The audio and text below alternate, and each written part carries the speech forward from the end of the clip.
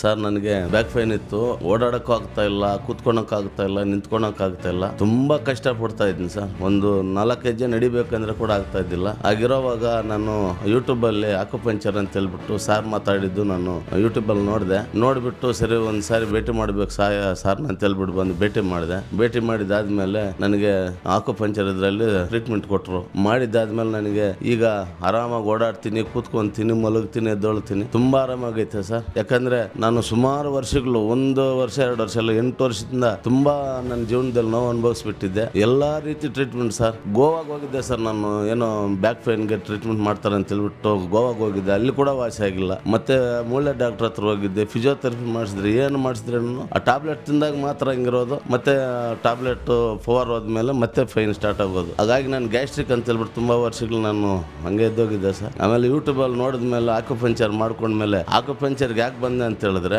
ಯಾವುದೇ ಮಾತ್ರೆ ಇಲ್ದಿರ, ಇಂಜೆಕ್ಷನ್ ಇಲ್ದಿರ, ಟಾನಿಕ್ ಇಲ್ದಿರ ಚಿಕಿತ್ಸೆ ಕೊಡ್ತಾರೆ ಅಂತ ಹೇಳ್ಬಿಟ್ಟು ನಾನು ಯೂಟ್ಯೂಬ್ ಅಲ್ಲಿ ನೋಡಿದೆ ಸರ್. ಹಾಗಾಗಿ ಬಂದು ಭೇಟಿ ಮಾಡಿದ್ಮೇಲೆ ನನಗೆ ಸಂಪೂರ್ಣ ಇವತ್ತು ಹೆಂಗಿದ್ದೀನಿ ಅಂದ್ರೆ ನನ್ನ ಜೀವನ ಮುಗ್ದೋಗಿತ್ತು, ಇನ್ನು ನನ್ನ ಜೀವನ ಅಷ್ಟೇ ಅಂತ ಹೇಳ್ಬಿಟ್ಟು ನಾನು ತೀರ್ಮಾನ ಮಾಡ್ಕೊಬಿಟ್ಟಿದ್ದೆ. ನನಗೆ ಸಾರು ಮರುಜೀವನ ಕೊಟ್ಟಿದ್ದಾರೆ, ಅವರಿಗೆ ನಾನು ತುಂಬ ಹೃದಯ ಧನ್ಯವಾದಗಳು ಹೇಳ್ತೀನಿ. ಹಾಗಾಗಿ ಇನ್ನು ಯಾರಿಗೆ BP ಆಗಲಿ, ಶುಗರ್ ಆಗಲಿ, ನನಗೂ BP ಶುಗರ್ ಕೂಡ ಸ್ಟಾರ್ಟ್ ಆಗಿಬಿಟ್ಟು ಸರ್, ಪೈನ್ ಇಂದ ಗ್ಯಾಸ್ಟ್ರಿಕ್, ಅಸಿಡಿಟಿ ಎಲ್ಲ ಇತ್ತು. ಈಗ ಎಲ್ಲ ಸಂಪೂರ್ಣ ವಾಸಿ ಆಗೈತೆ. ಈಗ ಟ್ಯಾಬ್ಲೆಟ್ ಕೂಡ ತಿಂತ ಇಲ್ಲ ಸರ್, ಯಾವ್ದನ್ನು ತುಂಬಾ ಆರಾಮಾಗಿದ್ದೀನಿ, ವಾಸಿ ಆಗೈತೆ. ಇದೇ ಅಕ್ಯುಪಂಕ್ಚರ್ನ ದಯವಿಟ್ಟು ಯಾರ್ಯಾರಿದ್ದಾರೋ ನಂತರ ಯಾರು ಕಷ್ಟ ಪಡ್ತಾ ಇದ್ದೀರೋ ಎಲ್ಲರೂ ಬಂದು ಅಕ್ಯುಪಂಕ್ಚರ್ ಚಿಕಿತ್ಸೆಯನ್ನು ತಗೊಂಡು ಗುಣಪಡಿಸ್ಕೋಬೇಕಂತ ನಾನು ಈ ಸಂದರ್ಭದಲ್ಲಿ ಹೇಳಕ್ ಇಷ್ಟಪಡ್ತೀನಿ ಸರ್.